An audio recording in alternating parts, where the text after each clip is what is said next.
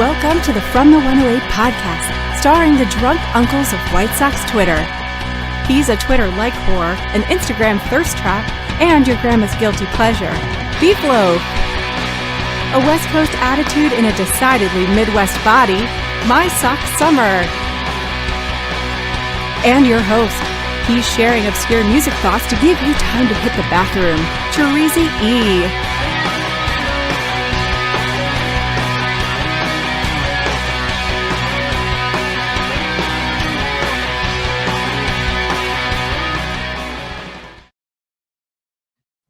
Thank you, Cornsey. Welcome to the From the 108 podcast. Get ready for some baseball, booze, and bullshit. And remember the drinking rules. If Beef Loaf says allegedly, or that he wrote a blog about that, you drink. If My Sock Summer talks about the gym or tells us he simply didn't have time, you drink. And if I talk music or Star Wars, you drink. Of course, you can make all of us drink for $1.08 or more. But speaking of drinking, fellas, what are you drinking? My Sock Summer, what are you drinking tonight? I am not on the quest tonight. I'm not questing. I ran out of time to go get the shit that I was going to get. Oh, everybody drink. I'm drinking some Willet. Some of the Willet Pops pot still bourbon. Pot still bourbon. Pot still. Yeah. I don't know what that is. I don't know what that means either. It's like a still, like still, that's how you make liquor. Yeah. So it's a pot. So I think that it's like they boil it and shit more. Just in a tiny pot. I like that. I just think it looks cool. This bottle's cool, and this is the one that does the glug glug. Like when you pour it, glug glug glug. I'm a fan of glug glug, just in general. It's a great sound. I mean, I wish we had it in the in the stream here, but I could hit the glug glug button. We don't got a glug glug button. You know what? All we got is this. I'm gonna use that later for a segment. I already preemptively telling people I'm gonna say that. So, but yeah, no, that's the Willet. And I was gonna do something fun tonight. I will do it next week. So I will get back on track. I apologize. Beef. What box is that wine from? Almost correct. But I'm drinking some Reese Pinot, so I'm not on the not on the quest. I'm not on the quest. But it is for a purpose, which will be revealed to you all later on in the show. But I'm doing this with reason, with forethought. But the Reese Pinot is fucking delicious. Nice. And everyone should try something. I may even invite someone over to my home later on in the show to come have some Reese Pinot with me. Treasy, what are you drinking tonight, my friend? I worry, though, because the wine, it makes you emotional. I know how it makes you emotional. Sure does. I am on the quest, my friends. Yeah. But a canned mojito. Oh, I got nice. Canned mojito. Let's go. I got enough of these cans for the show. I'm gonna say they're a little overly sweet for my normal sugary taste. I got enough ice in here for now. I think we're good, but I think the last ones should be a little disastrous with the sweetness. So we'll see. MSS, he's gonna get a little shitty and be very hungover. Oh, the headache. The headache is gonna be. The headache's gonna be something special. Yeah, it's gonna be bad. We don't like that. We don't like headaches. We'll see how it goes. No good. We'll see how it all goes. Smoke weed How it all every shakes out. day. You should just get high, and then you get rid of that headache. No getting that. We're not doing I gotta work. No, I'll work through the headache. There's plenty of people that work high, mostly teachers. Beef Loaf, how you doing tonight, man? I'm good. I've been holding a banter for like a month because we've had all these show changes and shit. And we had Sammy on real late, and we just went straight into him. And obviously we're off for the game. But I saw a story, and we don't like to get political here. And this is only quasi-political because I'm asking questions about approval ratings. I saw a story about our fair mayor in Chicago, Brandon Johnson. Some people in this window right here may have even voted for our fair mayor, Brandon Johnson. It's not working out well so far. We'll give him a little bit of time. Got a good run. Not a good run at this point. It's not going great. No. But I saw a story that was saying that Brandon Johnson had only a 6% approval rate. Okay. I believe Which it. sounds like a very, very low approval rate to me. I don't know a lot about politics. And then it devolved into I saw tweets from goofy ass man cow talking about how he should run for mayor. And I was thinking, MSS, were you in California when Mary Perry was running for everything? I was. That was my first election in California. There's 50 people on the ballot, And I got to take it. Like, I think I was a mail-in. I had to mail it in. Yeah. And so I got the actual ballot and have like 50 people on there, and I definitely voted for Mary Carey because that was pretty awesome. I'll be honest. I remember that at the time, MSS. Yeah, but I had never seen any of her work. So before the show, I had to go back and check out a little of her work. Oh man, I mean, impressive. I probably would have voted for her too. I don't know what she would have done with her professional career into the politics, but let's not worry about it at this point. You know? I appreciate your research ethic. It's yeah. I work hard for the show. Okay, I work hard for the show, kids. I don't know how familiar I was with her work. I mean, this was like 2003, so it was like this was the scroll downloading of images. You know, I get that. I get that. It's a different. It's a different world. But I knew most of her from her appearances on Howard Stern. And she had a mom that was like mentally disabled and that would do all sorts of crazy stuff. And she would bring her mom in there to win money and stuff. It was good. Listen, that's how she won my vote, you know? So, that's how it works. If you make me laugh, you know, I've never seen her though on appearances and things. And she looked weird. She didn't look, but then I've seen some of her work. I'm like, she looked hot, and when she was working, afterwards, maybe things didn't go. They went right. Sometimes it happens with adults. She had some plastic surgery. Yeah. Anyway, bringing up my point here, and CD44 is bringing up said 6% approval rate could be enough to get reelected in Chicago. Well, that's exactly where I'm going with this, guys, because I thought to myself, I don't know about that.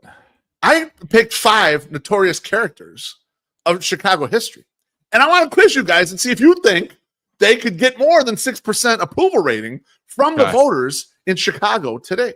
Yeah. And so wait, the first, wait. Yeah. 6% of the votes or 6% approval rating? Like they are the mayor, and now what's their approval rating? No, it is. You're right. It is different. I mean, if they could at least get over 6% of the vote, so in theory, they could get more votage than the mayor. Because I don't suppose any of them would become mayor. But I just was thinking out loud, like, who could be more wanted if there was a vote, than this 6% here? And the first one I had thought of, I want to throw it out to the floor, is John Wayne Gacy. Teresi, John Wayne Gacy, right now in Chicago, over under 6%, for the vote. I'm going to say he's under. Now that people are familiar with his work, that's the thing. Pre people knowing about his work, he was very popular person. He was like a precinct captain. He was like kind of in the politics too, right? He would have easily got the 6%. Now he would have won. That's where most of the 6% would be at. Two problems. One, we know what he did. All the killing. That's correct. Yeah. 2, clowns are nowhere near as popular now. They're out of favor. They're big time out of favor. People don't even know who Bozo is nowadays, man. Like, that's true. Clowns are down, and it's great. Clowns are down. It's great. It's great for the whole universe that clowns are on their way out. We'll just wait for the clown comeback, Teresi. Right? Clowns are going to come storming back. No way. Cavaricis are coming back before clowns. That's. They're probably already back. All right, number 2 here. I agree with Teresi. I know you don't want my answer. I agree with Teresi. No, I felt like you were already jumping in there. Like you were kind of with the whole clown thing. You're like, no, the clown thing's so good. 100%. If you didn't know that he had murdered all those people, that would be, and raped them and killed them. I would. I think we would win. Now the second one, I'm gonna throw to MSS first, and I actually tested this one in the marketplace today. And you know what? I put a picture of this guy. Not a lot of people were certain who it was, and that is Drew Peterson. My sex summer. How went over under 6% for a Drew Peterson today? Man, you know, I'm torn again. Okay, I'm torn because it's a police officer, and we have a good. Well, but it's Chicago, so it's Chicago, like okay, Governor Drew, like he probably has it right. I don't think the city of Chicago will elect him because as we like Brandon Johnson getting elected, just 6%, and the cops hated him. The cops hate him. Like I don't know, man, because he still won. I can't. I don't think he can do Chicago. I think he could do a good run at governor. Can't do as mayor. Good run at governor, but no mayor. Yeah, because they'll be like, you know what? They didn't even find the body. She probably didn't even die, or whatever. So yeah. Oh yeah, probably not. She was living with Hitler down in South America or whatever that just came out. Like he wasn't actually dead. They just let him go live in South America. There's just far too many dumb motherfuckers that are like, I saw him on TV. Yeah. Vote for him. So, but in the city though, yeah. I don't know. Run into them all the time. They're all over the fucking place. If you walk around downtown, you bump into 4 people a day that are that stupid. I put up a picture of him on Twitter today, but I was making a tweet about the mayor from Arlington Heights making all this bullshit about the Sox, and only one person responded. Isn't that a picture of Drew Peterson? Everyone else just assumed it was the fucking mayor of Arlington Heights, and what I realized is that Drew Peterson looks like the median Chicagoan. No one would even know this guy's a murderer. No one would have any fucking clue. They'd be like, that guy just lives on the street. Yeah, 38% of the vote. I mean, that's why I think he'll probably win. You wouldn't even know who he was. And even the name, they wouldn't recognize. It's been long enough, and it's not famous enough. I had him at a solid 12%. I think there's enough time to get people information to be like, also murderer. Also murderer. Also murderer. You won't hurt him that much. All right, number 3. And this guy is super famous. Should be known. Breezy. John Dillinger. Under 6% of the vote. Huge cock. He gets at least 15. Enormous. Here's a picture. Look at this. Is when he's dead. Lord. My next summer. Look at that BWC, bro.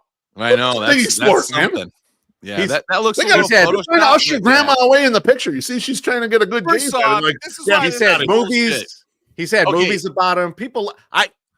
Our dad would vote for John Dillinger. 100% he would vote for John Dillinger. Even though it's just his dick running. He loves that. Dad would vote for his dick to be the mayor of Chicago. But 38% back up. That's still somewhere, right? That's like in a jar somewhere? Yeah, it's supposed to be in a jar somewhere, yeah. Okay, so get this. If Find this it at is a true, store, right? And this guy has an 18-inch raging art-on in this picture. There's no way any of these people are looking at the camera. They were only looking at that penis. You walk in and see this big penis sitting there, like under a sheet.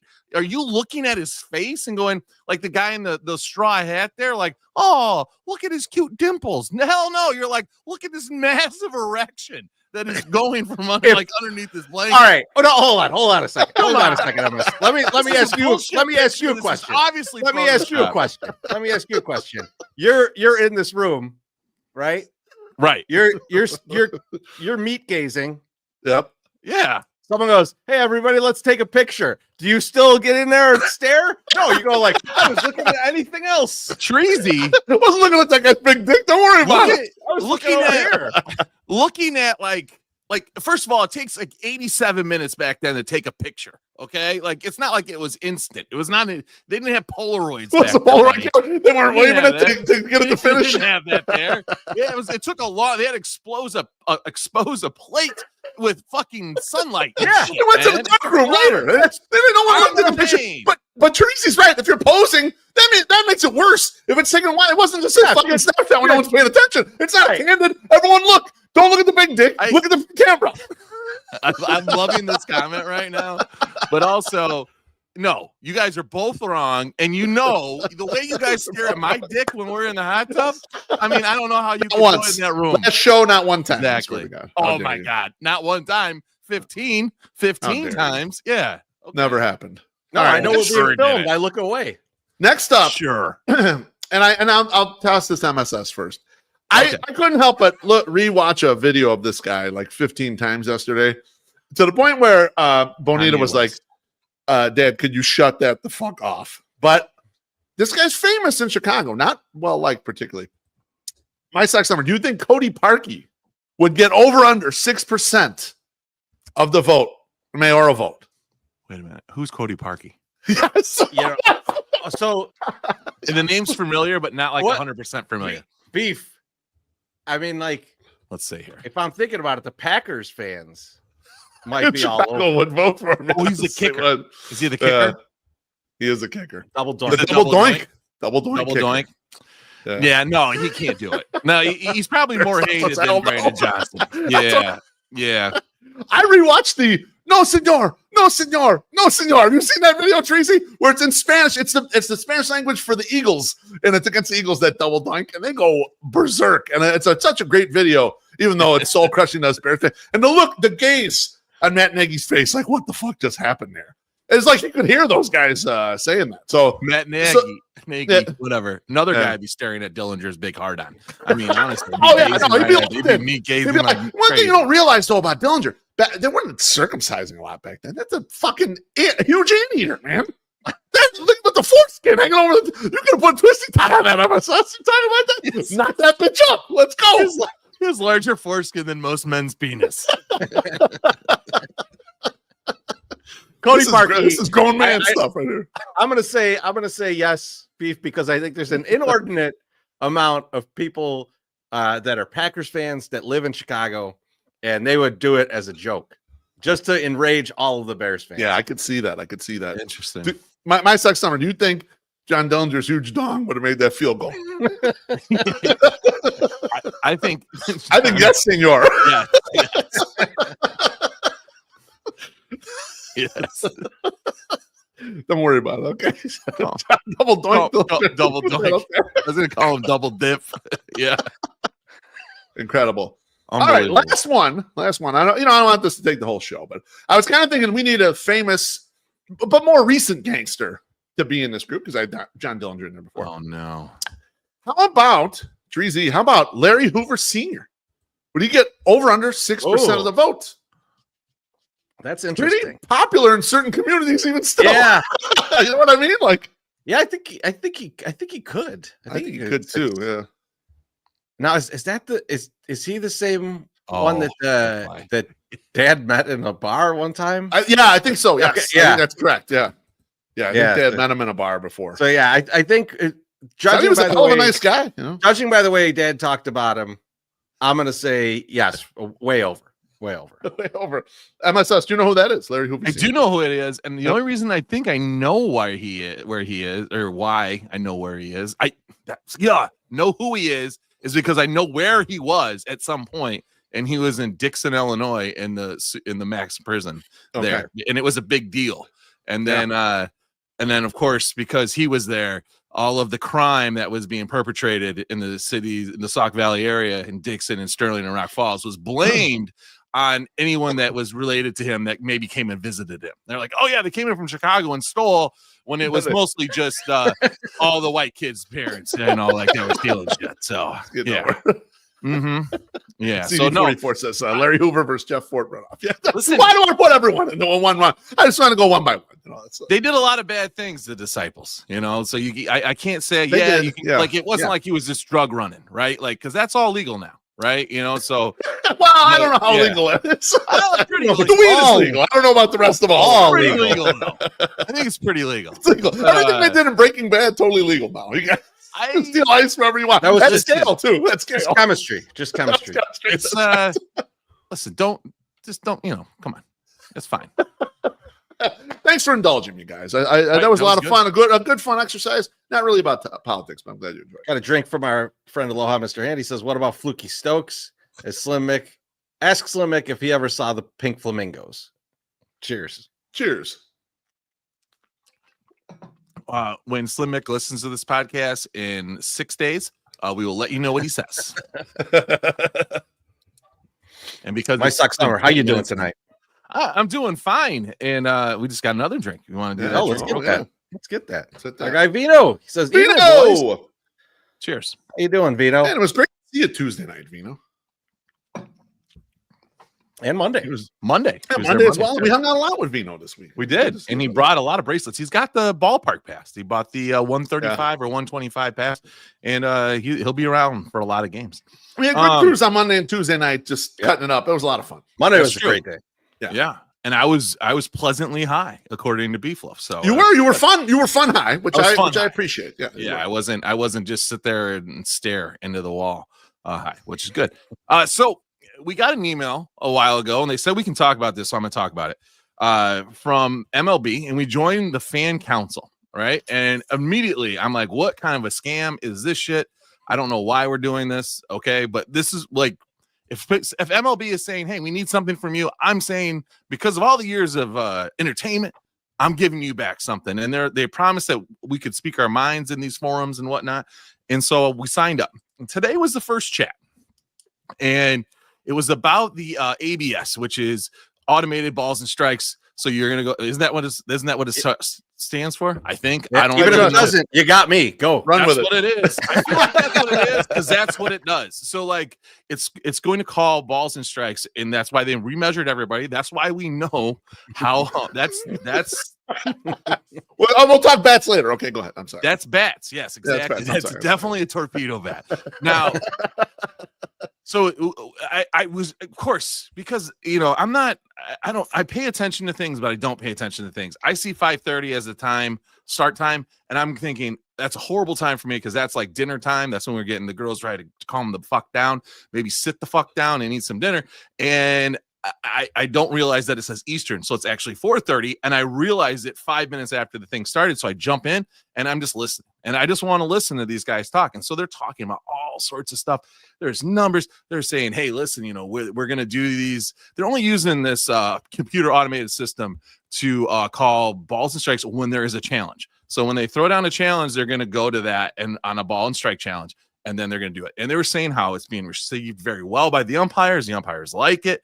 They tested it. It's game tested. They've done 8,000 games and like all this shit. Now, my Sock Summer's there. Was my Sock Summer going to ask? Nothing, because my Sock Summer is out of his fucking league right here. And he's just listening. He's absorbing. That's what I do. That's how I become friends with people. I listen to everything. I listened to you guys for like 2 years before I even said a word. And then I got really drunk one day and you talked a little shit. And then I became the alpha. So this is the way it goes. So I'm just listening. So there's a lot of baseball blog people. And they said at the end that we were it was a smaller group. There's like 30, I think 40 people. But we were hand selected by MLB. And I don't know how. I mean, we did those videos last year with the MLB people when they came through. And then, I remember that. I mean, Loaf was in the New York Times for like a week straight. He was like on the front page for like a week straight. So we were all over the place. So maybe they were like, hey, listen, we need to get these guys involved. So we're on there. Well, these other baseball guys are asking some interesting questions. Now, I learned one thing. Baseball guys, little nerdy, very, very into numbers. And I was like, that's cool. But not me. But that's very cool. But it kept repeating. Second thing, like our friend White Sox Dave, they can't just ask one question at a time. They got to tier 3 questions in one thing. And it's like, hey guys, we're talking about this ABS, and it's not, I really don't have a question about that, but are we going to expand the league and then make a salary cap? And then are we going to not allow teams to blah, blah? And it's like, dude, just give them one question at a time to focus on. You don't need to move past and do all this shit, right? So one guy was like, hey, expansion in MLB, what's the deal? So I'm here to alleviate all your fears, White Sox fans. Nothing's happening. That's what they said. Like, nothing's happening. On the inside, no expansion. Nothing is going down. But they said, Manfred has said, by the time his term is done, which is in 2029, the 2 cities that they will be announced to, they're expanding to, will be announced, right? So it's an expansion in 2 new cities. It does not mean that we're losing our team to go to there, right? So, so take it easy. I know the Nashville Sounds released some hats and stuff, and some people bought them. It doesn't mean that the team's actually happening and they're stealing the White Sox. Okay, MSS. Yes. Can I ask you a question about this though? Because you mentioned something, and I thought it was funny, and I was like, I wonder if what the rules were here.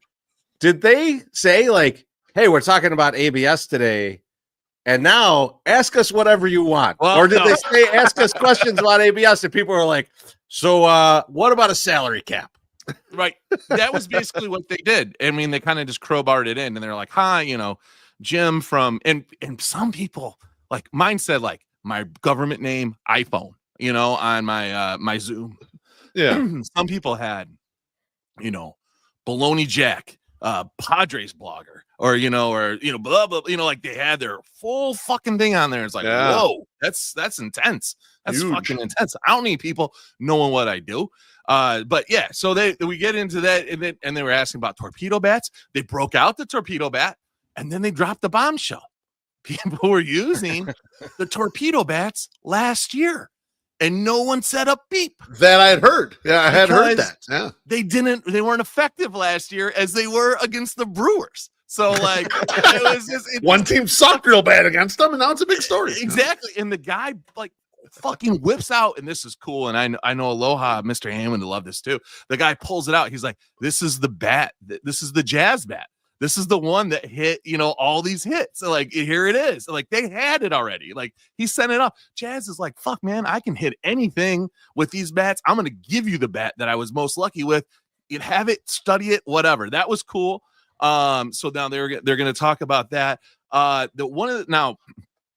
Okay, so I've talked about most of the things, but the one thing about ABS and what they learned in the minor leagues going forward and everything is that with the aid of the ABS, when the umps were calling these games, it made less strikeouts and more walks.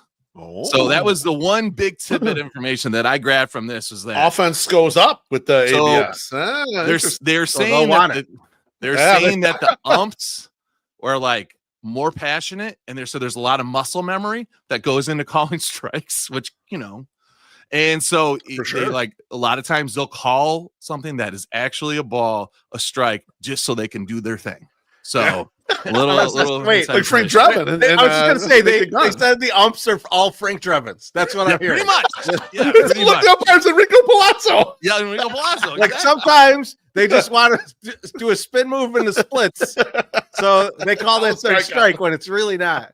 I love it. That was about it. There was one guy asked about a salary cap. He was a Detroit Tigers fan. I told you guys that. He said, "Hey, is there any talks about creating a salary?" Again, I don't have any questions about what we're supposed to talk about, but is there going to be a salary cap, instituted at some point, or a salary floor? And I know you guys, and we've discussed how there needs to be kind of a salary floor, to make these guys spend. And at least incentives to make them spend. I've never said salary floor. Yeah, no salary floor, but incentives to make them spend. Yeah, for sure. Okay, so like the incentive, but I thought you had heard. Well, listen, I drink a lot. Sometimes I confuse things, but okay. They were like, incentivized to spend, and they talked about that. And then it was the Detroit guy, and they're like, well, what do you think should happen? And he goes, well, I like the way it is. I like teams that spend money. I just want my owner to spend more money. And it made it kind of like my blood didn't boil as much as it will later in another segment. But like, I was just kind of like, so you just want your guy to do better, but you don't want the thing to change. So if you want to change it, or you could change it to what you wanted, then your owner would have to spend it, or you'd be on a more of an equal playing field. So it's interesting. And I think that's a kind of a common theme, I think, throughout like some of this stuff. It's like, if you're a Dodgers fan, you don't give a fuck. If you're a Mets fan, Yankees fan, you don't really care. But there's a bunch of other guys that do care, but yet they're still unwilling because they're like, well, we could just spend more money. They think that everyone's making this money, and I don't think they are. But I just thought that was interesting that like, no, I'm okay with the way it is, but I just wish my guy would spend more, the Little Caesars pizza money. So yeah, I don't know. But anyway, it was a good chat.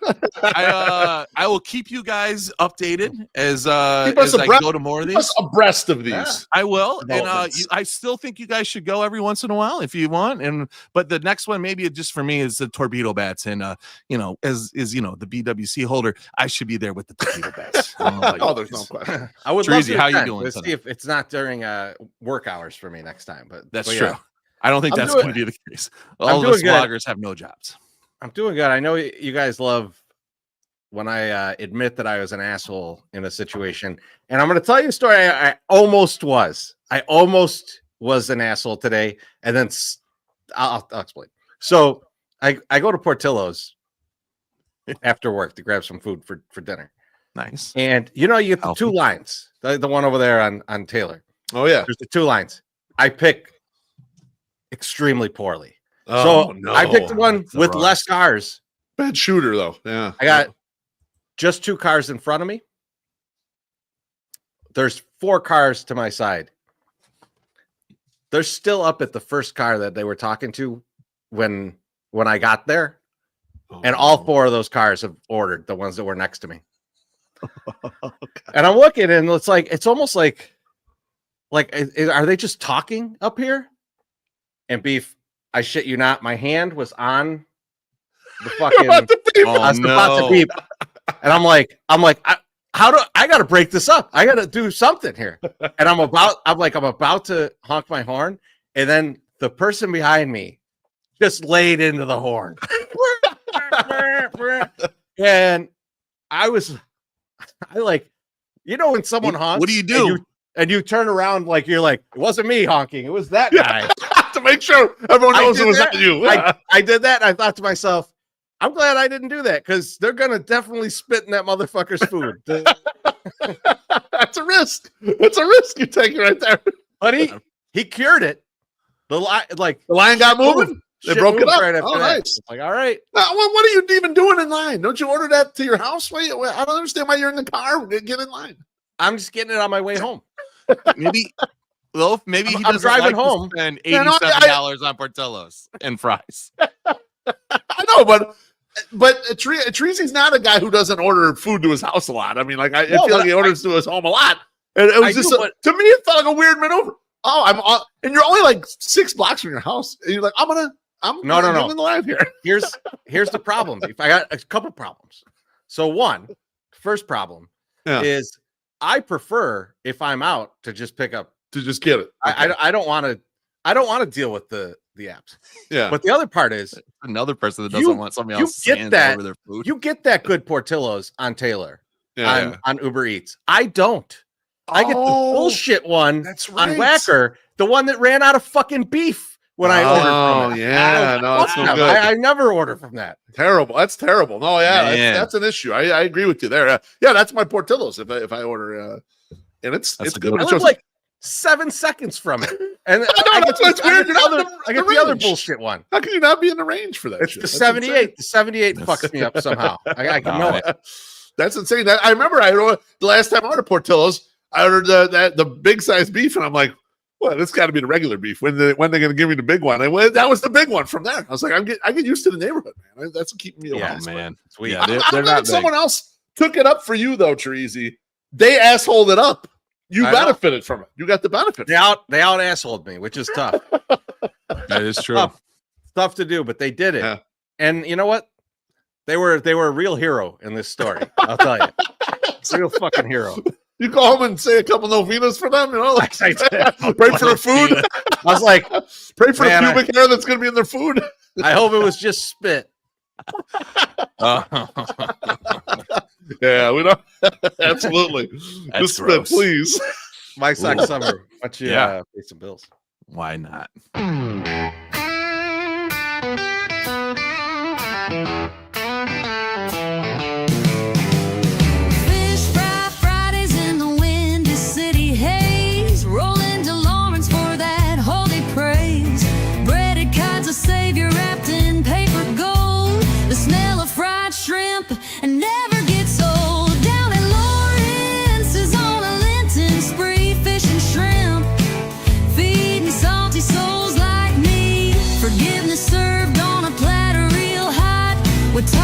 Ketchup, this spot just hits the spot.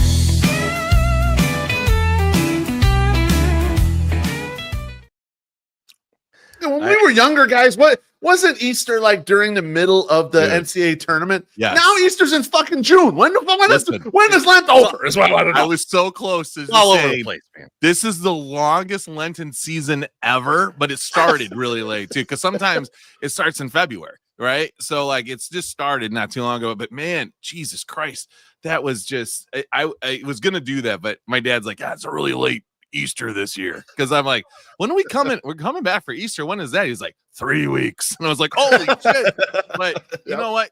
You shouldn't just think of you can only eat at Lawrence's for Lent, but like you can eat there all the time. But it's doubly good at Lent because it feels like you're cheating, because it's so damn good. Because even the fries are good. I mean, as we've talked about, to almost anyone that will listen, those fries are bomb shit, man. So you need to get over there and get your ass some Lawrence's. And they're a supporter of ours, and you should support them too.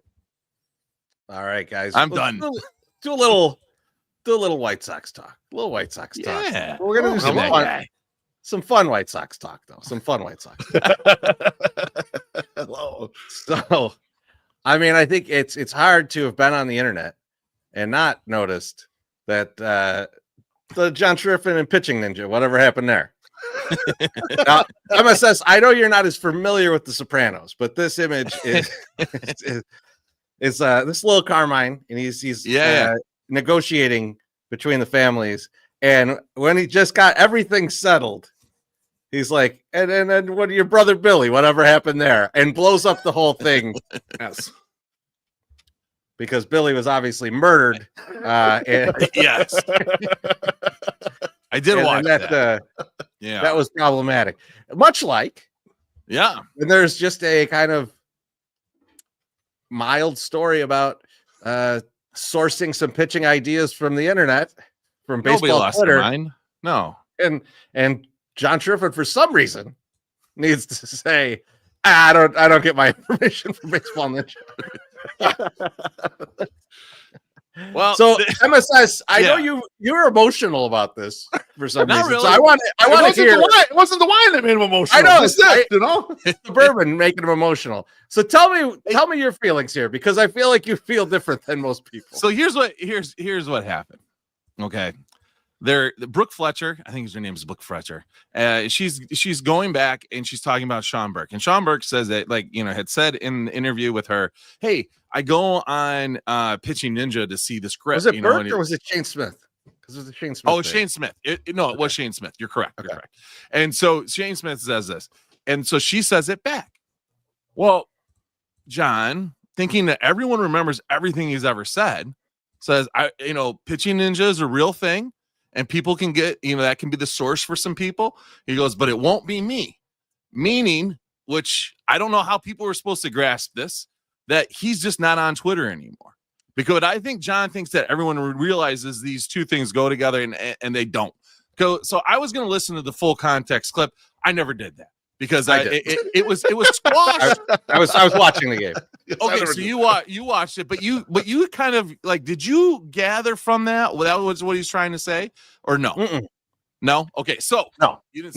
What I got from it was that he was uninterested in Pitching Ninja, and then Steve Stone immediately started talking over him because he's like, I don't know where he's going with this, but I want to talk about this. I'm ending this. Right? No. So so he got that was done. All right, and then apparently I don't remember what's the guy's name. Is it Keith? Or what? Who's the guy? Rob Friedman? Rob. Yeah. Keith, Rob, the same thing. Pitching Ninja. Yeah. So Rob tweets out. It's in the agenda. The guy's he's name. like, hey, he's like, I'm just sitting here watching. That's the most like summer difference right here. Oh, it's written right in the agenda. It is right there. It's on my other monitor. I'm trying to pay attention to you guys. I'm trying to pretend that we're in the same room. Anyway, so Rob tweets out, hey, I'm just watching games here and I'm catching strays from this guy. I don't even know what the hell's going on. And of course, because as white people that like John and hate John like to definitely get all sides of the story and make an informed opinion. No one jumps all over it and says, don't worry about it. This guy's an idiot. He's so stupid. God, he's the most embarrassing thing ever. And anything you can imagine, because you know what? A lot of these people have been waiting for 6 months to jump back on John, and John gave him an opportunity and it went. And now even so he was on so this morning on 6 Avenue Score, he was on, they talked about in the afternoon show, the midday show, which they don't have a name for yet. And then I don't know if they discussed it on the drive, possibly. But this is the most Pitching Ninja I think has ever been mentioned in the city of Chicago. He's very popular. He's very popular. Almost 600,000 followers on Twitter. I mean, there's gifs all over the internet. Even if you don't follow Pitching Ninja, that shit comes up in your feed with your baseball. And he was actually juicing up. He was actually juicing up Shane Smith that night, which was doubly. It's good. Yeah, it's good. I'm not talking shit about him. I'm sure that was how it's going to get construed, but I'm not talking shit about him. So this all happens. John realizes his error. He goes on the broadcast the next night or the next afternoon and says, hey, I did not mean to say this. So this is what I meant. He explains it. And before he even explains it on the show, he'd already called Rob and apologized to Rob and said, this is not what I meant. This is what I went. This is what I was trying to say. And he was trying to say, because I'm no longer on Twitter, it won't be my source, blah, blah, blah. I agree with people. It's a big grasp. I don't think that but I don't think that John was trying to diminish anything that Rob does. I don't think that that's what he's trying to do. Like he was. And I understand what you're saying. I don't think that's the what problem. One of the problems here, two of the problems. Okay. Two of the problems. One problem is his job is speaking, and he can't keep. If he misspeaks all the time and has to call people to say you didn't understand what I was saying, that's bad. It's a problem. And people should jump on him for this kind of thing. It's fine to jump on him for this. Like I think I saw you on Twitter saying like people just like to like overreact to things and be outraged about things, but I do that too, and I want to be free to do that when I feel it's necessary. Like I will about Andrew Benintendi many times this season playing left field. And later in the show, definitely later in the show. I don't disagree with you. I think the reaction was overreaction, though. I feel like that because it was a misconstrued thing. It wasn't like, oh my God, like I'm sorry that some people were offended. Which I don't even think half the people I don't think it's an offense thing, though. It's not like, oh, I was offended. It's like, why can't you just make your point? But more importantly, when someone is telling you something about pitching and you're sitting next to fucking Steve Stone, don't go, let me throw my 2 cents in. Go, Stoney, what do you think about this? Because this is very interesting. They didn't have this when you were pitching. They have it now. How do you feel about that? And it could go a million different ways from there, but it'd be Stoney making the assessment. Instead, it's Schriffen, and that's bad. And like, I like John. He's a nice guy. We had him on the show. He admitted he needs to get better at some things. This is one of those things. So we got to be critical about it. Yeah, Treasy, I was thinking from this point of it, I was thinking about one of the reasons why John had a rough first year. It was less about announcing per se. Less about the technicalities of being a good announcer. And we know that he actually is a good announcer because he's got jobs every other place and he's doing 50 other sports, okay? So we know that technically he can do the job. Where he was failing and where people are like, that guy sucks, is in the tribalism factor. Meaning you are not a baseball guy. It's clear you're not a baseball guy. And in year one, a lot of that stuff came out. And a lot of those scabs were picked. And okay, fine. I'm willing to give him a mulligan for year one. But this is like an obvious thing in year two where that is a very well-known baseball source for gifts. A lot of people enjoy this or whatever. So even going out there, like you're saying, Teresa, even stepping on that part right there how was that ever going to work well for you? Like that was just like a big mistake. And it should be instinctually, it should be a get out of the way or be complimentary of the thing and move it the fuck along because baseball fans are territorial. They like their things that they like. They like their traditional stuff. That's why to you, me, and everybody else, him mispronouncing Bill Veeck, we don't care. But some older diehard Sox fans were pissed. And the reason they're pissed is because it's baseball tribalism. And you got to at least go with the flow. Even if you're not going to know everything, get the fuck out of the way when there's a chance to hurt yourself on some dumb stuff. And that's what he didn't do right here, in my opinion. Now, I agree with you on my side. It is overblown a bit. But it's just another example. It's just like, if it had been the only time something like this had happened, different. But there's been a lot of these infractions where it's like baseball-y guys would know better. And that's where, like, I think these mistakes, you got to nip these mistakes in the bud. Otherwise, you're kind of, because I saw a lot of tweets before that shit happened in the first few games, people talking about, he's been more relaxed than the broadcast. He feels like he's more, the path is better for baseball. It's just like, so he's assimilating to some of that because you kind of have to in an everyday job with baseball. But those are things you got to watch out. And like, he didn't mean it. Fine, but it's just another one.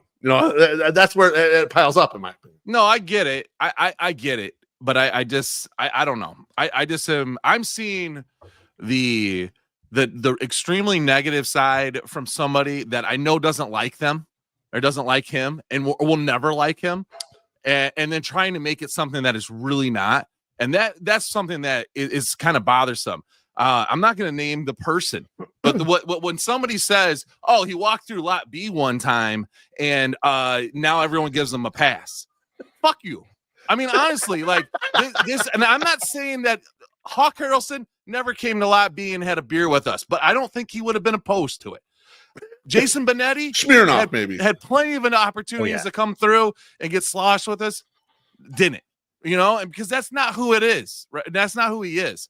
But when this guy comes in and he knows he's going to need some help and he's going to need like some fan support, has been out there so many damn times, and came to our event at Reggie's and got on stage and talked shit and did all this stuff. It's just like, listen, I understand. That's not, don't put but that. This is the point, MSS. Put that up. This is you're making their point. No, it's not. You're making their point. You're like, hold on. He's been so nice. To finish my point. I like him exactly. That's what they're saying. Like, no, what I'm saying is, he said he's getting a pass for this, but like also, like yes, there is a certain extent. You guys can't do that to me, man. That's just not fair. It's not fair to not let me finish my sentence. We like John too, but this incident where John has put his foot in his mouth a bunch. All right, let's be real about the shit. That's all I'm saying. I'm just upset. I know where you're going, MSS. And can I add on to this point for a second? Because what I think what you're trying to say is the second this happened, the usual suspects that get angry as fuck about this shit were out there and as angry as possible. Just waiting. They had the pitchfork, the Jeff Agrest of the people, the Shane Reardon's out there, James Fox. I'll name all these motherfuckers. I don't care. They hate Triffin, and they can't wait. They're ready to pounce on anything, right? And that is what it is. But to me, I'm okay with it because I think it's good for the ecosystem for us to fucking go at each other a little bit and fight. A little hand fighting out on the Twitter is fine with me. And look at it this way too. From one certain perspective, like he was a topic of every sports radio show today, right? 100%. They're dying for any story. So they need Schriffen. The newspaper guy, Jeff Agrest, he wrote like 2 different articles about this shit. They're dying. They need all these stories. Let them have it. Let them have some fun with it, man. But I agree with Kurt. They don't want to really understand what happened. They want to yell, and that's fine. I'll take a drink for this. Thank you, Kurt. I just people didn't want to understand. They wanted a gotcha. And that I think that's true because some he people has been better. Some people. I think he has been better, and I think it's because I listened to a broadcast yesterday because I didn't go to the game because when there's a 4-hour rain delay, I got to go pick up kids. But like it's just like I understand where he was at last year, and I think he sounded a lot better this year than he did last year from me, a guy that likes him. Okay, but also I don't think that anything's ever going to be fair. But like when the guy that was yelling the loudest about John not pronouncing Vec correctly and saying how insulting it was to the fans, writes a soliloquy for fucking Dan Bernstein when he's out on there and puts the wrong ears in for when Scott Pasednik was playing for the White Sox and no one says a fucking word about it. Like, go fuck yourself. Pino's said a word about it.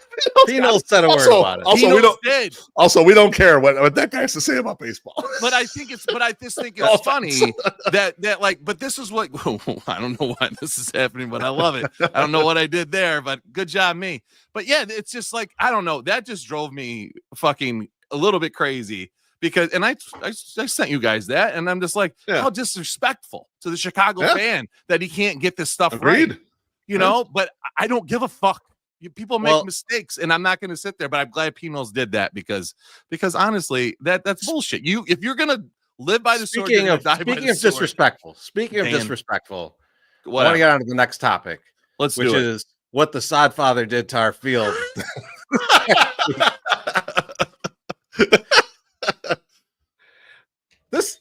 This looks like White Sox Dave Hare after he came back from Turkey. Well, what's going on here? What's going on with these tarps? These little tarps. Incredible. So we were at that game, and what's funny is I had no idea that things were actually going wrong. They just had that big bubble on the field. Yep. And I threw out my old joke. It's fucking Nepo hire, this guy. And and sure enough, after that, we noticed this ain't moving. They're stuck. It's a malfunction. A little bad news. So my question to you guys is the Sodfather washed? I'll go to you first, Beef. He might be, and I'll tell you why he might be. And has nothing to do with the crazy tarps, which were insane. And we did see that, Treasy. We said the wind or something got a big bubble in there, and we were like, oh man, what are they doing there? And we didn't. from the bullpen bar, we couldn't see exactly. But then on the TV right next to us, that was where I took that picture and put it up there on Twitter. And I'm thinking maybe the Sox are the ones who shadow banned me, Treasy, for putting that picture up there. Like, we know that fucking Beeflo put that Uber picture up there and got us in trouble, and now he's putting this picture up there and it's going viral, But I think he might be, I think he might be washed. Nothing to do with the field, because the field became playable and they came back out there and finished the goddamn game. Right. What it was the protectionism of the team and people in and around the team. Fucking Scott Merkin had 5 different tweets, patting him on the back, kissing his ass, whatever. Apparently, Ozzie Guillen was fan shaming fans that were making fun of him when they were doing the rain delay theater. It's like, who gives a shit right here? There may or may not have been a couple think pieces in the New York Times praising Roger Bossard. I don't know if there was or wasn't, but it seems like everyone was protecting this motherfucker just for this one fuck him. And it's a dumb, hilarious thing. There's no reason we can't laugh at it, but everyone's like protecting the sacred cow. Look, Roger Bossard, you're right. Treasy was a Nepo hire. He got the job in 1983 directly from his dad. He is currently 76 years old. All right. Not all of us have our fastball at 76 years old. It's okay to say that we don't have our fastball anymore, okay? And the field became playable. It was fine. It done okay. But, yeah, and that's what it is. Yeah, Maloney's right. Drainage system's great. Day-to-day, he's cooked. Yeah, he might be. He might be Bullshit. Cooked. That's what I'm wondering. So my take, yes, he is cooked. MSS, I want to know, I heard a rumor from back a couple of years ago that the Roger Bossard bobbleheads were filled with carpenter ants. Is that true or not?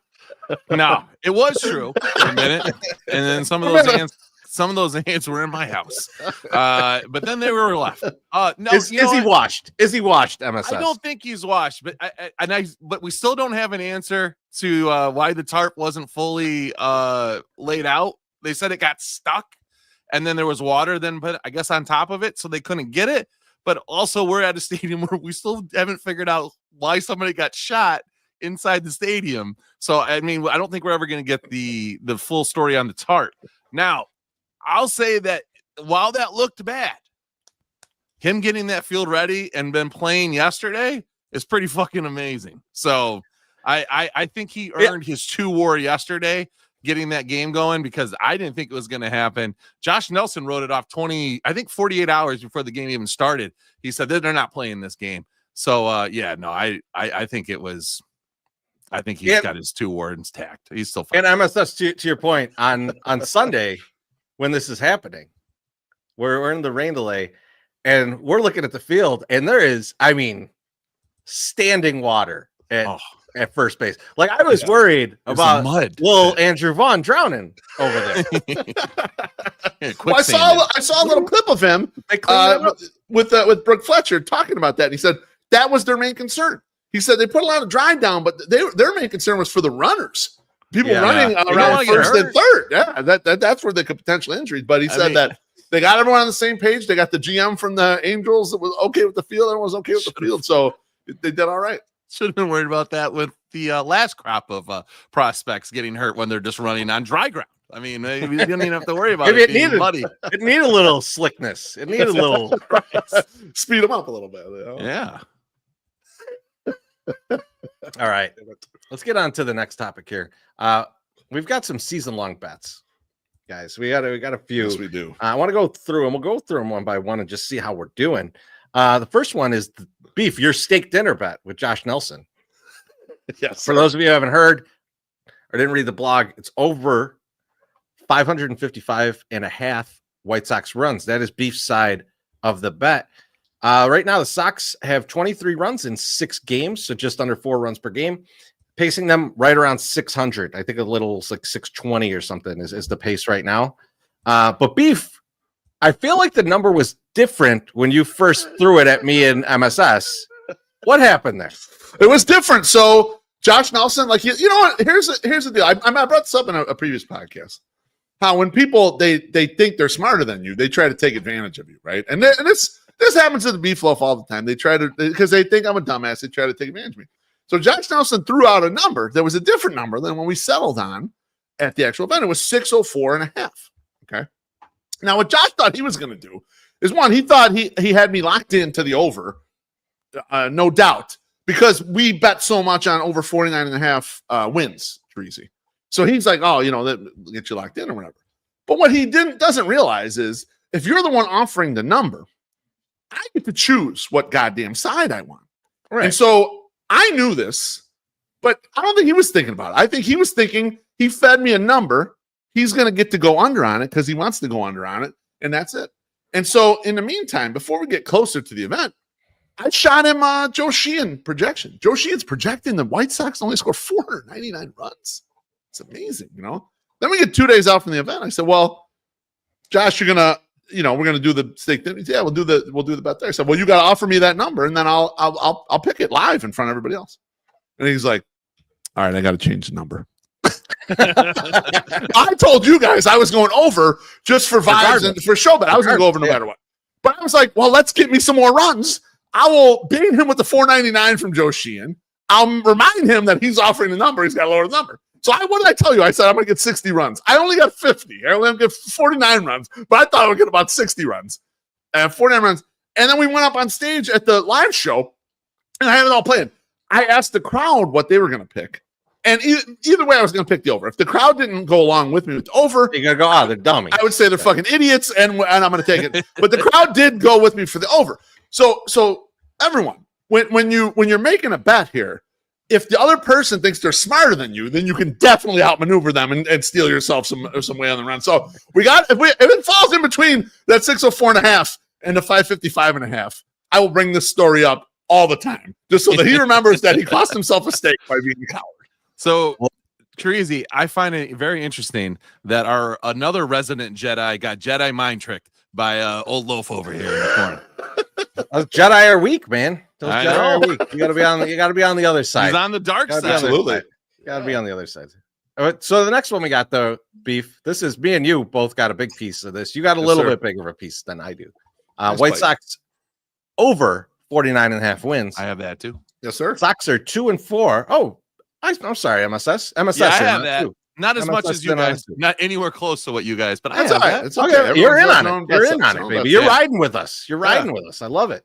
So they're 2-4, which means they're on pace to win about 54 games. We're edging it out. We here. got it, baby.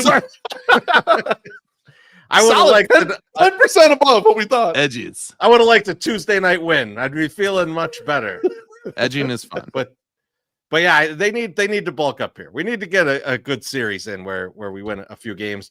I don't know if Detroit is where that happens, but I'd love to make that happen.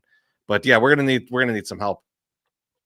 And then the last one we got is the Pete Alonso. This is I know I have this. I don't know if you have. I got a piece of it too. Yeah, I have a worse price than you. I think I only have plus 1,300. I think you got plus 15, right? I know Josh has a piece of it too. But we have him leading the league in RBI, and like the thing about it is not so much just Pete, but the people that are batting in front of him get on base a ton. So opening weekend, Beef 0 RBI. Off to a slow start. But in 2 of his last 3 games, 4 RBI. So we're up to 8. He's tied for 7th with about 50 other dudes. That could have changed today, but there's not many games going. So opening series they had Astros though too. I mean that's a tough run prevention team. So they did, and I did like that. Like his first 4 RBI were on a grand slam. So that was a nice little touch. But at 8 now, it seems like he's heating up a little bit. The team's getting going.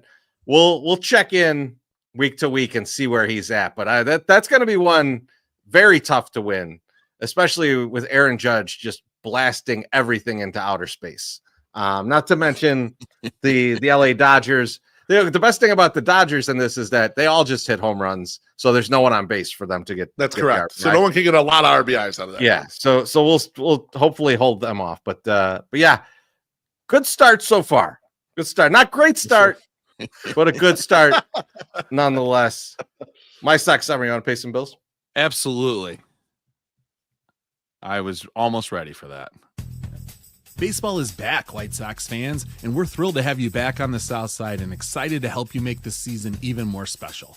Whether you're celebrating a win or lamenting a loss, there's no better way to do it than in a Mazda from Mazda of Orland Park. Driving a Mazda is a truly thrilling experience. It's just like watching Paul DeYoung hit homers at the park.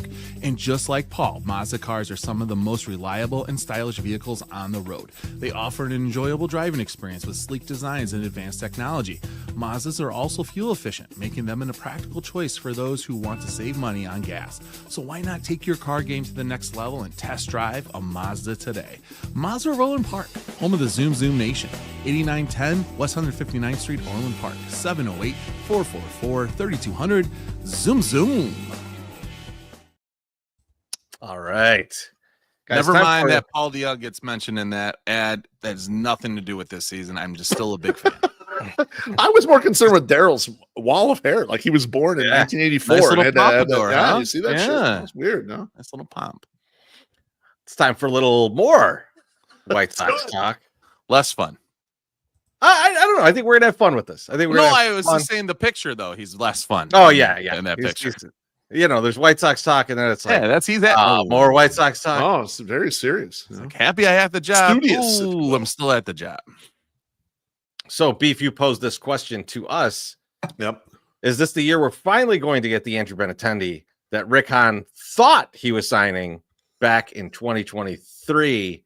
MSS, I'll kick it to you first on that question.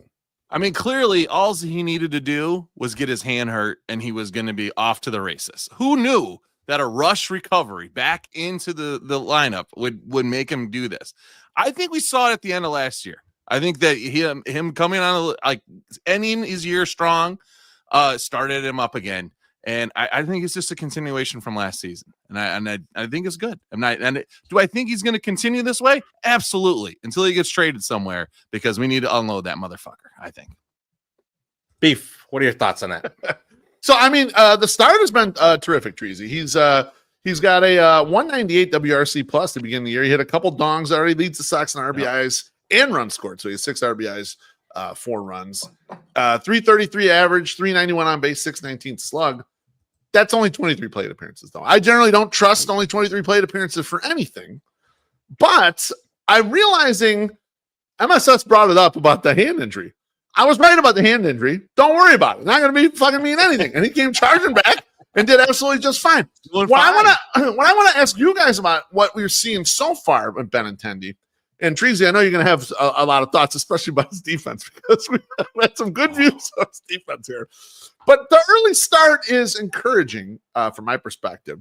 So, Treasy, do you think it is the Benintendi, fuck it, we ride, I'm the vet, let's party kind of attitude?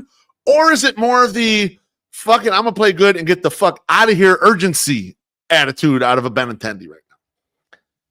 I think it's the former. I think it's the fuck it, let's ride. I think here's the thing with Benintendi. Like, I don't like him, but I think well known. Like, I don't have anything. There's nothing that I see from him that is like, this guy doesn't give a fuck, or this guy doesn't try. He got his money and now he's done. Like, he wants to be good. He has been unable to be good for the Sox as for the time that we've had him. The first 2 years, the first $30 million or so. And so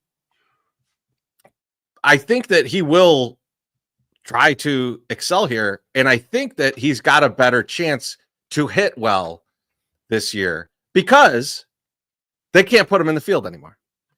We're talking about small sample sizes. Yeah. Well, fuck that. Listen to this small sample size. He's only played left field 36 innings so far this year. He's already at -1 outs above average. Like, he's already been that much worse than the average player in 4 games.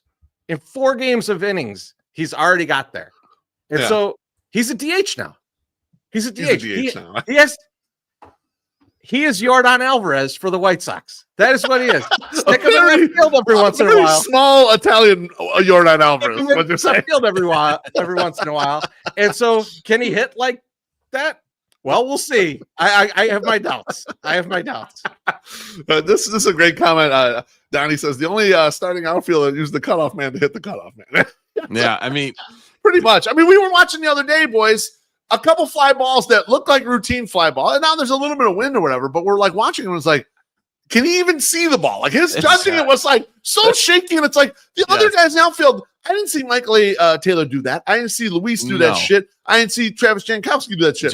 Only Benny is like all over the place with these fly balls. It's incredible. Now, my dad doesn't go to a lot of games, and he hit the first 3 games with us, right? Or the first, 2 games. Anyway, he was watching, and there was a lofty fly ball hit the left, and whatever Benintendi did, we've seen a million times, so we're just by this point, and my dad just audibly goes, "What the hell's he doing?" You know, like, oh no, that guy, he does that all the time. Don't worry about it. Don't worry about that. We're not sure he can see the ball or knows what he's doing. He has horrible jumps, Dad. Don't worry about it. He's just not good at that. I think it was Sunday when like he was getting under one. We thought that he was under it and just fine, and like at the last second he went and caught it right in front of his face. Yes. And I was like, what the fuck was that? Like, it looked like when you're like standing next to your buddy in like, high school or something, and he like pretends to punch you in the face and you like flinch real hard. That's what it looked like, him catching a fly ball. That he knew was coming. That he was tracking. Right there. He was right there with for 5 seconds. But MSS's point from the initial start of the segment is correct. The hitting has kept going, and he's looked good. And I think one thing he realized it was not only getting over the injury, but I think he realized the way the ballpark plays, and that if he just pulls the ball in the air, sometimes the balls just fly out to right field. And so like he's getting that power bump to the batting line, which he's already solid. He takes his walks. He's a guy who is reasonable against left-handed pitching, the left-on-left shit, and he can punch the ball to the opposite field if he needs to or whatever. And so just added some to the repertoire. Like he could end up putting up a really nice year, and especially if the White Sox continue to be more patient like they've been. I think they have a above 8% walk rate through the first 6 games. That's not a lot of games, but still that's a lot for the White Sox. He may drive in a bunch more runs than he has in the past because there's just going to be more people on base. And he's got a free pass at the DH spot. Like there's not someone like there's not a guy that's pushing him out of the DH spot. Yeah. Right. So like there's not like really a problem there. And in fact, when Tauchman gets back, I don't see him play in the outfield all that much. Right. I mean, like Tauchman and Slater will platoon. You got Luis, and then why not put Michael A. Taylor out there? Right. Like you've got a good situation to just keep him off the field. So if all he has to do. Going? I like he's going to the bread line, that motherfucker. It might be at the glue factory. Yeah, it might be over for him.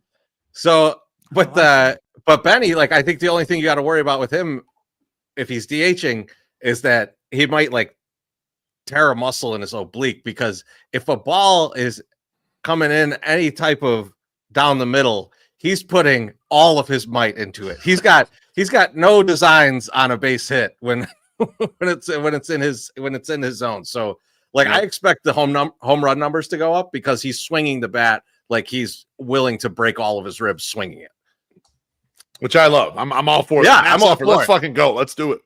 I like that. I just don't want to see the man catch a baseball. Let's get to the string from Jay Zell. Jay Zell says, I was at game 2 of the 05 World Series. Almost got rained out.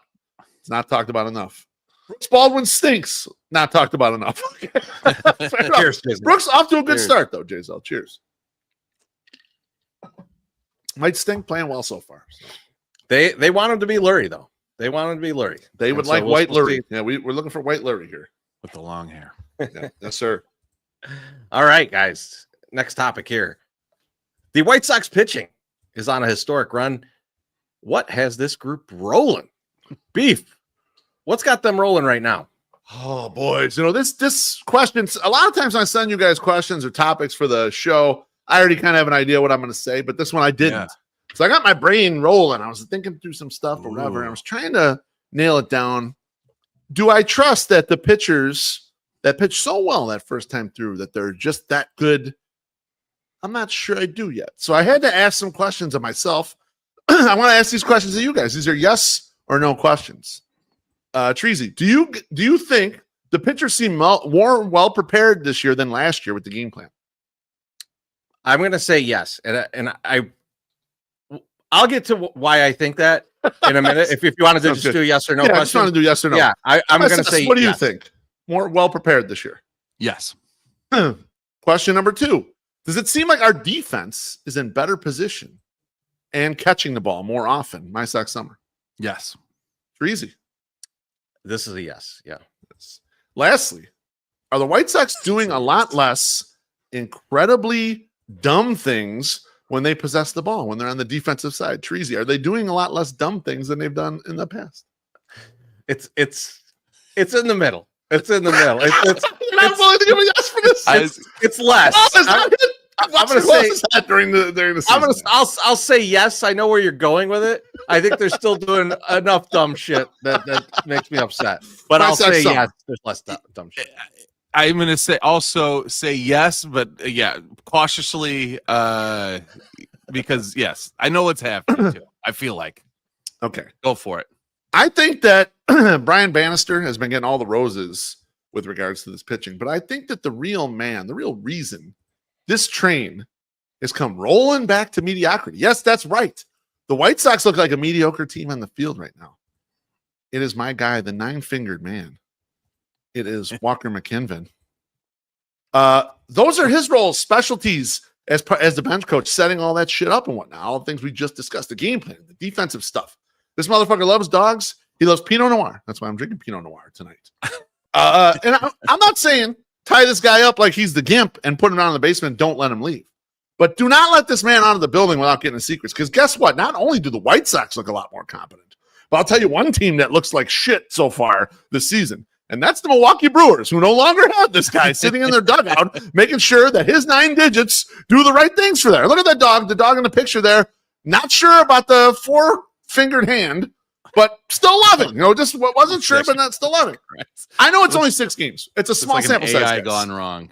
But the White Sox defense, by Baseball Reference's defensive efficiency metric, and this is basically just like what percentage of balls in play do you turn into outs? Last year, the White Sox were 25th, near the bottom, at 685. This year, they're 8th, 748 at doing all this stuff. The catchers are working well. I was looking at a sketch of the pitch mixes that the guys have thrown. Davis Martin's thrown like 20 different pitches, Treasy. Like I think Davis Martin's going to become one of these mad scientists like you Darvish guys that says he has 12 pitches. And when I looked at his spread on Fangraphs, he had thrown 6 different pitches, and it was claiming that he'd thrown his changeup like 35% of the time. They don't even know what the fuck he's throwing. He's throwing a lot of shit up there. But the catchers, they're trusting. They trust them. They're allowing them to throw all this bullshit up there. And I think Walker McKinven, to me, is a big difference. Credit's going to go to Bannister. Credit's going to go to Will Venable for leadership or whatever. But my man, the 9-figure man, and Walker, you are welcome to my house anytime to drink some Pinot Noir. I got a lot of Reese Pinots, some good ones, some old ones. We'll pop them out. My 10 fingers, your 9 fingers. We'll get together. You can pet my dog. Morton, 108 Morton with your 9 fingers. He'll love it. And we'll drink some Pinot. And I want to hear everything that you do out there because you're the man. You're the guy behind the guy. And I think you're the guy making the difference. I think you are 100% correct because I was thinking this the other day. I think part of the pitching success is 100% due to trusting the people behind you and not feeling as though you have to strike everybody out. Saying like, listen, I can work some counts. I can throw some pitches in there and just having the balls like going, my catcher's going to catch the ball. Yep. And if it's hit to an infielder, they're going to make the play, which I think has been lacking. And we'll remember this in 2021. I feel like Steve Stone said it on the score. He was like Rodon's not going low. He's throwing strikes because he does not trust that Yasmani Grandal is going to catch that ball. And he knows it's going to get past. So he doesn't want to do that. So they at least have confidence in the people that are there, which is really good when you're on a team to have confidence in your defensive players, to go and do that.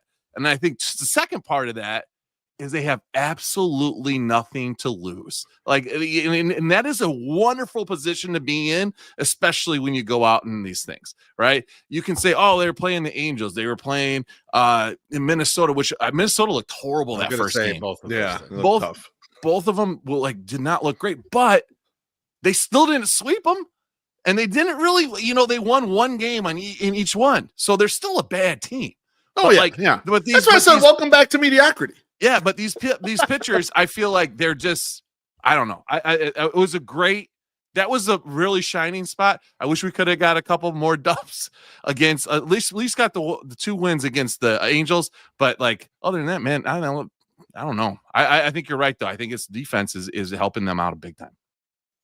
Well, they're allowing the defense to help them out, and so I think the thing that stuck out to me is that there's a lot of similarity in what the young guys did versus what Martin Perez did, even though they all had a good week. So they're playing bad teams for right now. I mean, like the Twins might not be a bad team by the end of the season. No. I did bet them like over 83.5 wins, so they better get a little bit fucking better. But they've been hitting very poorly.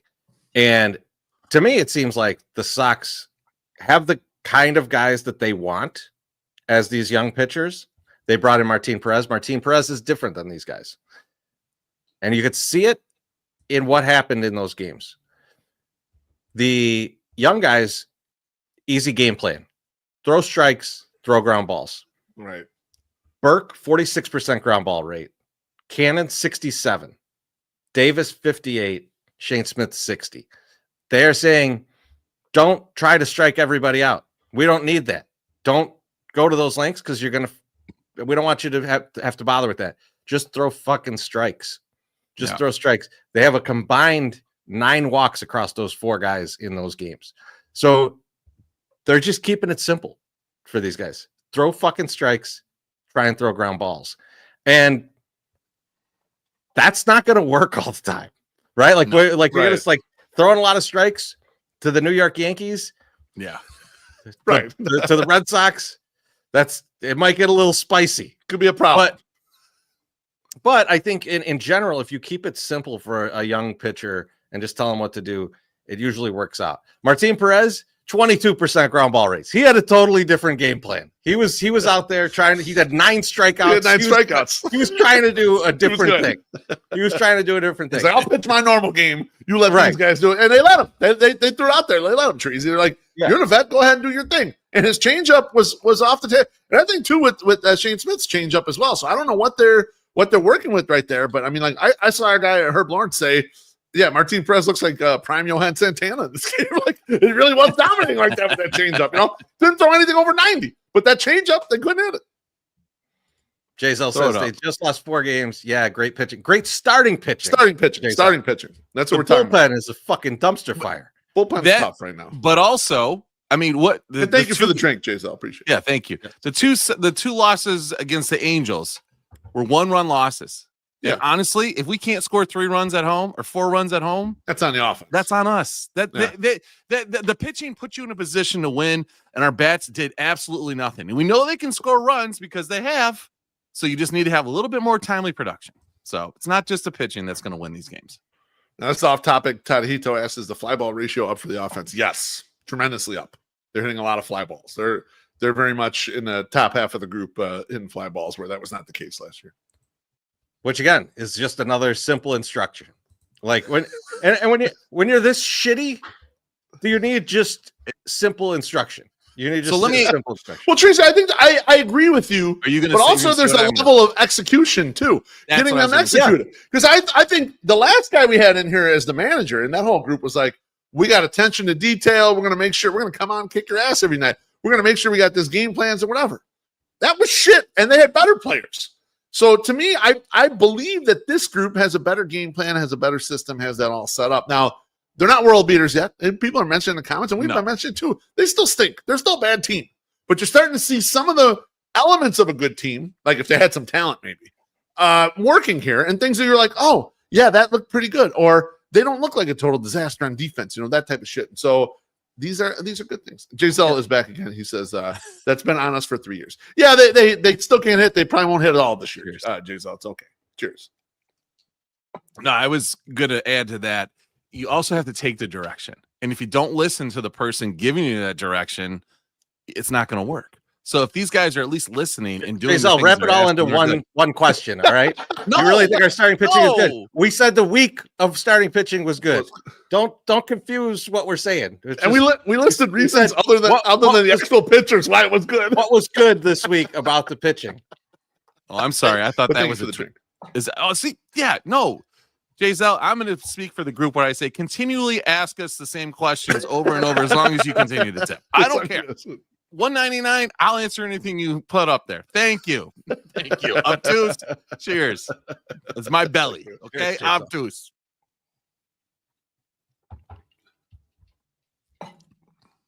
Alex Root is correct. The road to 60 wins well on its way. Ooh, I wish. We're on the road for 54 right now. And they're going to have some time. They're going to have some. I want it to feel like 60. They're going to beat up Detroit this weekend. It's going to be fun. I would love it. All right. Oh, So next topic. I think we've been seeing this on Twitter quite a bit. People are sweating those Charlotte box scores. Like, oh, baby, this guy's ready. This guy, we got to get this guy up. What do you guys think about that? My Sox Summer, I'll start with you. What do you think about the people that are just like hawking those scores? so I have some questions for you guys, and we'll get into this discussion. Okay. And the first thing is Colson Montgomery, when he's drafted in 2021, the last of one of the expectation players that we're going to have for the White Sox? That's a great question, MSS. And I'm going to say yes, because I think the way they thought about things, the way they promoted things then was different than the way this group is promoting things. And so I think you're right. I think he is the last. Oh, this guy is the savior. He's the guy. next. Yeah. Yeah. I think they had to anoint somebody. There had to be as they're someone gonna come up and save the team. And I think he's the last one that got anointed. That's a great question. I would say yes. I'm with you on that one. Like, I feel like I haven't seen it again. Like, even like a Noah Schultz, like I don't see people putting that much right on Schultz. Right. Like like people are excited for Noah Schultz. Right. But like, this is the guy. He's going to save the day type of thing.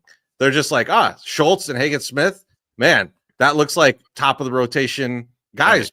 Right. Let's hope for that. And people are tempering their expectations much more than they were when they first started talking about Noah Schultz. And they're like, he's tall. He must be Randy Johnson. Right. So I like that, but I agree with you. Colson Montgomery, like last year, he was hitting like 128, and people are like, we got to bring this guy up. He's got to be up. Second part of this question, or another question dealing directly with Montgomery too. Are some Sox fans eating their words after his dismal start in the minors that were like, why is this guy not breaking camp with the team? Why is he not up here? And as Loaf told us before, he is 1 for 20 with 15 strikeouts right now. Yes. 1 for 20 with 15 strikeouts. So I think people have to be like, hey, listen, maybe these guys are actually making the right decision on 35th and Shields. Is that going to instill some confidence in people that they're making the right decisions or no? Not yet. I don't think it'll instill confidence yet until they start winning here in Chicago more often. But I agree with you. I think people are doing a 180 on people who are really confident in Colson now are either saying, oh, they're not sure, or they're saying, well, it's only 20 plate appearances, not counting last year's terrible AAA also, but it's only 20 plate appearances. Right. Not gonna, he'll kind of get out of it. But yeah, I've seen a lot of people, and I did a solo on you or maybe I did one with you, Treasy. We were talking about like potential busts or whatever, who could be a bust in this team. And so many people were like, Colson Montgomery is going to be the bust of this next group. And it's like a lot of people have turned. A lot of people who thought this is the next star, you can't trade him. Now they're like, oh shit, they don't know about the dude. Now I will say, what I am seeing though is a lot of love for Mydroth and Teal, and I think you touched on it a second ago, Beef, but it's the team being really bad that is drawing that attention. And look, one other thing too, you gotta like pay attention that like you might see a home run get hit on the thing. It is Charlotte. It is Charlotte. And it is very early in the season, so these averages and shit are bouncing all over the place. Like for yesterday, people were like, "Oh my god, Mydroth's OPS is insane. Why isn't he up? Well, I mean, he went 0 for 4 today, and now it's down to like 931, which you might say, well, that's still pretty high. But like Lipschitz and Julks have higher OPS right now, right? Like, because it's the bullshit beginning of the season. Like it'll all get together. I think Maedroth is ready. And we talked about this a little bit at the games when we're sitting around. One of the things I think they're doing right now with looking at this team is going, who are the bench players when guys get healthy, when we start bringing these guys up? This is full on audition for who's staying on the roster and gonna be on the bench, right? And I'll tell you, Lenyn Sosa is fighting for his life. Yes, he is on this team right now, because it's a very uneven performance from him. But like, I think that's the kind of thing that they're doing right now, is like saying, okay, we got a bunch of outfielders. Which of these outfielders are going to be the guys? Are, like we were just talking MSS. Jankowski's about to get jettisoned if Tauchman comes back on Monday, right? So, or it could be Michael A. Taylor, but I'm kind of doubting that at this point. But there's just not a lot you can do there. Brooks Baldwin could go back to the minors, but that's probably when Rojas comes back. And then you got to start deciding, where do these guys fit in the roster, or are they just gone when we start bringing up the minor league guys? And they're taking some time to figure that out. Yeah, I agree with you, Treasy, and especially because when you kind of look at the plate appearances, like they've given everyone at least 8 plate appearances already. So everyone's had at least 2 full fucking games, and that's everyone. Corey Lee has the lowest amount of plate appearances out of the guys who are the 13 guys that are position players. Yeah. And that's just a function of like, you have the left-handed catcher playing more, and Dice has been good. So there's no problem with that. I don't see a problem with that situation there. But what you bring up about Teal is kind of funny. Teal was the International Player of the Week. And so I looked up his slash, Treasy, and 22 plate appearances, 316 average, 409 on base, 684 slug. And what I realized is that Edgar Caro has a better OPS than him. Because Edgar Caro, on 18 plate appearances, is hitting 417, 611 on base, 500 slug. So they're both crushing the ball. And like you said, Charlotte. One thing I think about that is, these guys are both eventually going to be here in Chicago this year. And so when people are looking around at like, well, we're not hitting enough, we don't have enough offense. The offense is coming. There's no Frank Thomas walking through that door. But there's a lot of guys who should be league average to league average better type hitters that are flowing through there. Treasy, you mentioned Lenyn Sosa. Lenyn Sosa, with regards to expected batting average, is second on the team at 324. These are the stats based on the batted ball data. Lenyn Sosa is second in expected slugging at 675. So he is hitting the ball hard at least. Yeah. But you're right. These guys are playing for spots. These guys are playing for when Colson Montgomery gets healthy, when they decide to pull the trigger on Maedroth, when they bring the catchers up, who moves out of the way in the spots. Everyone's kind of looking for that, or looking to get into one of those spots. So, Treasy, I agree 100% with you there. I have one more question, and you guys should probably be able to answer this. I'll extend it past Kyle Teal, but Kyle Teal was the antithesis. This is what he thought. With how well he's doing down there, and then, as you said, Edward Caro, Maedroth, is this a signal that the front office is better at identifying talent that can actually be good going forward, right? Like, we had all these years with, Adolfo, and then his buddy, you're just like, now this is what I'm wondering. But no, because what you got to realize is success.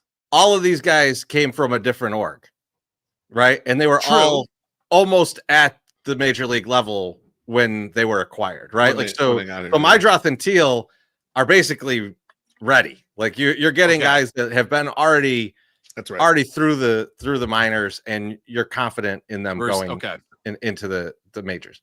And like, so the Red Sox were good at identifying that talent. Right. No, it does. No, it makes sense. MSS, that's why I'm asking the question. It does take that ability to like do that from another team to say, okay, this is a guy on another team that we think is valuable. But I could be wrong, but I think Caro was a Hahn trade. Correct. That was one of the last. That would have been Han identifying that. Yeah. So I don't know. Okay, so you really can't give that to this. It's not a blanket. It can't just be a blanket here. No. Okay. Just answered some right. questions. Let me jump over to the Colson Montgomery thing for a second. So MSS brought up, he's 1 for 20, his 15 strikeouts. I was DMing with Ian Eskridge earlier today. I was like, the fuck is up with Colson? So we were going back and forth a little bit. He was telling me that he thinks there's some mechanical things there and that Colson's trying to pull every single baseball. And he said they are really cooking him with breaking balls and like not missing the zone. Like Treasy, like they're hitting their spots and then the combinatorial with him trying to pull everything is becoming an issue. My thought with the Colson Montgomery thing, and I was applying this to like, I was always a bad free throw shooter, Treasy. But if I go 0 for 10, that's not technique. That's something between my ears that is going wrong, or maybe an injury, possibly an injury. And so my thought is like Montgomery either had, or maybe both, maybe has still the injury is bothering him, or he's trying to get promoted on every single fucking at bat and letting that weigh on his goddamn brain down there. And I told Ian, I said, God forbid they give this fucking guy a day off. This guy needs a goddamn day off. He had a day off today. Yeah, today. Finally pulled him out of the lineup. And I wonder how much of it is a mental drain. The guy's being paraded around like MSS said. He was held out as one of the last savior, right? Paraded around, and White Sox, they didn't bring in a shortstop. They said this is kind of your job to lose, which he lost. Jacob Amaya is the shortstop who everyone hates because he can't hit. He's a glove-only shortstop. And now it's like the pressure to get back up to the major leagues. And guys, are you more worried if the mental part is crushing him here than you would be if it was just like, oh, he tweaked his back and he can't hit a little bit? It's like a Carson Fulmer, right? Like you don't want him to get busted like right out of the box, right out of the gate, right? And I think they've kind of protected him enough that they kept him down, but he's still like I don't know, and I hope it's an injury. I hope it's something weird, but all these years in a row of just sub performance is just not showing me that, oh yeah, it's just this injury. It means there's something that's wrong there. And I don't know. I mean, I'm not ready to say, oh, he's done. I don't think he's ever going to do anything, but I'm pretty close. I'll be honest. I'm pretty close because he hasn't done anything to show me that he deserves to be up here. Yeah. Danny's in the comments saying, it's he's pressing, his swing looks longer than it used to. Went back and watched some older video today. I believe it. I also I believe that happens with injury. So I'm still fairly convinced that he's hurt. Mm-hmm. Trying to play through it. He's trying to play through it or compensating for it.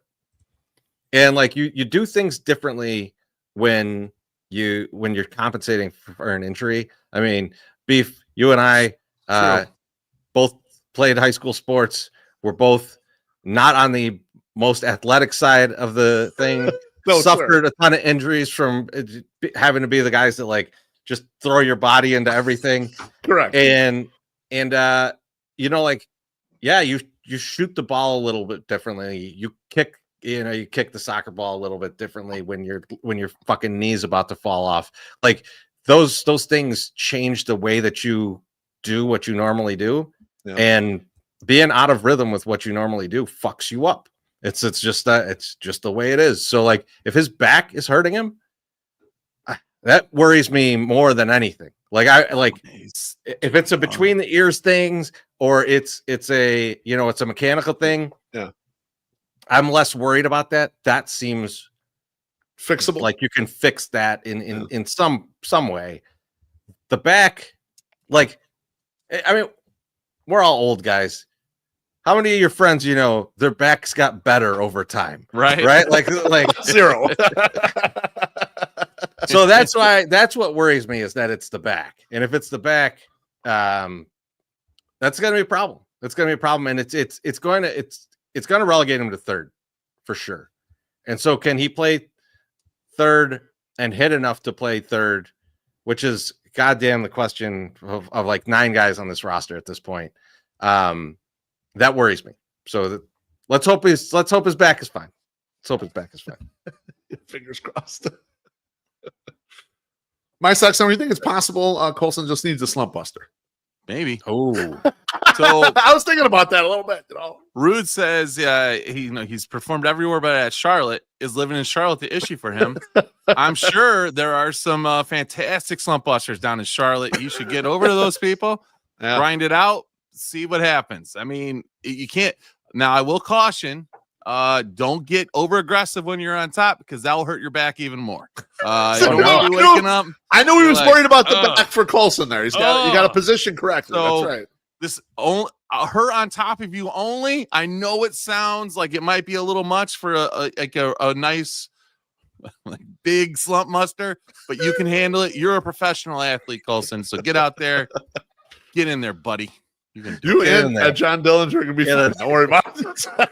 Hopefully that's just Dillinger your way through the slump. I'm gonna put Coulson's face on his head there, and then attach a big lady behind. So it'll be good.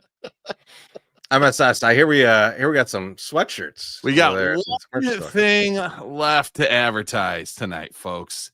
And right now, if you run over to 108.ing/merch, you can pre-order the new baseball beer and bullshit sweatshirt featuring a cartoon that I took too much time to develop. The pre-order ends this Friday. Now, listen, if you want one of these sweatshirts, please pre-order it now. If you don't, and you're like, but I want to still support the guys, we still have a sale going on from the 108 tourney over there. Go crazy. Look through our stuff. Some things are like under $20. A lot of things are actually under $20. But this sweatshirt, after tomorrow, you will not be able to order it. Now, that is a military green on the left-hand side. And on the right-hand side, that is a blue. It's a heather blue denim. Or like a denim, heather denim. Let me start that over. It's a heather denim blue. So it is it's a darker color than what you're kind of seeing here.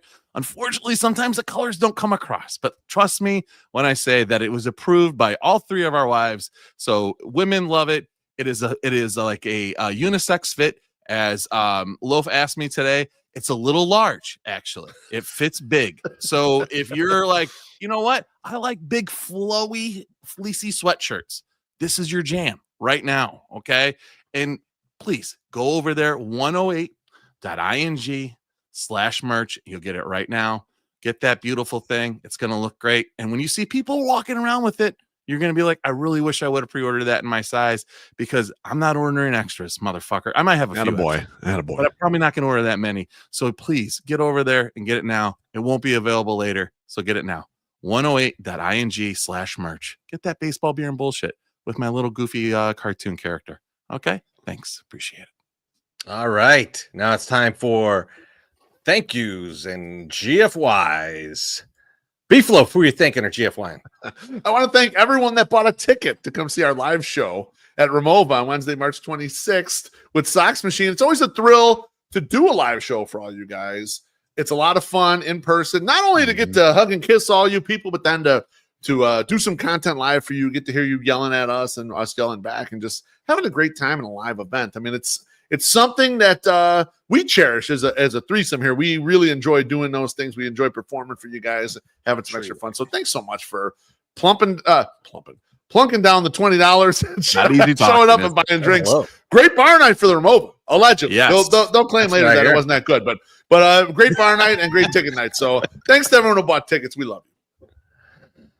I'm obsessed. Who are you thinking, or GFY? Yeah, the first thank you goes out to all the attendees at Ramova last Wednesday, and I agree. The same thing. I just like seeing everybody. It's also fun when your dad's in attendance and he sees everybody come up to you and praise you and be nice to you, and you're like, see, my son actually did something good. All right, good. So I appreciate that, especially in front of my father. Also, I want to thank the Chicago Sports Bums for a great tailgate. There was so much food at their goddamn tailgate on opening day. It was just insane. I'm like, where does this food go? Like, because there was a ton of stuff left over. I'm like, my God, I could eat on this for days. I should have taken some home. I didn't, but I want to thank them for doing that. You want a doggy bag? I should have had one. I should have had like a doggy, like just taking one of those whole things, Jamming beef into his cargo pants. carrying it home with me, just walking it home. I rarely eat at those tailgates, but I went behind the bar and I was like, can I have some of the special tequila? Can you put it? Because they take care of Unc. They make sure I got tequila. I'm not much of a whiskey guy. I'll drink some, but I prefer tequila. They always got a couple bottles back there that can give me a little pour. So it was always nice. I appreciate our primos. Agrees. Now, I do have a sorry, and I know that this is supposed to be thank yous and GFIs only, but I have a sorry, and I have a sorry for Southside Bum Johnny. For first thing I did, I called him little guy when he was in the stands, and he got a little upset with me because I said little guy. And then I also talked a little smack to Kick Flips and Threads about some of his graphic design works. I was just feeling opening day. I was just in the mood, and I was just having this fun. Is the kind of MSS I need all the time. That was incredible. Was not serious, and I'm sorry that I called you little guy. I did not take it. It's not from my heart. I was just fucking around. So I want to apologize. That was just MSS being fun on opening day, and I am sorry, buddy. You have really good designs. Don't take that back. How dare you? I know. That's weak. I'm gonna GFY. I'm gonna GFY my sex summer for taking that shit back. Honk your horn at that person. Fuck them. Fuck that. I don't know. I want to thank everybody that came out to the show as well. I want to thank Josh Nelson. He does a lot of work to put these things together. Me and him kind of work side by side on these things, and I know the amount of effort that he puts in. And yeah, he was nice enough to record our show for us, which we put up on the Au. So big thanks to Josh, a great guy and a great friend. And then one last thank you to it's a special one for Val Kilmer, passed away, gone too soon. Great actor. I think we should all get together and watch Heat this weekend. So we'll see you there. I hear there's possibly a playback going on Saturday. Saturday is the rumor. Keep your ears open for that. We'll definitely blast it out. But I'm pretty sure it's happening. Where we might be back on playback. Yep, so we'll keep an eye out for that. But yeah, thank you, everyone. We'll talk to all of you very soon. Have a good night.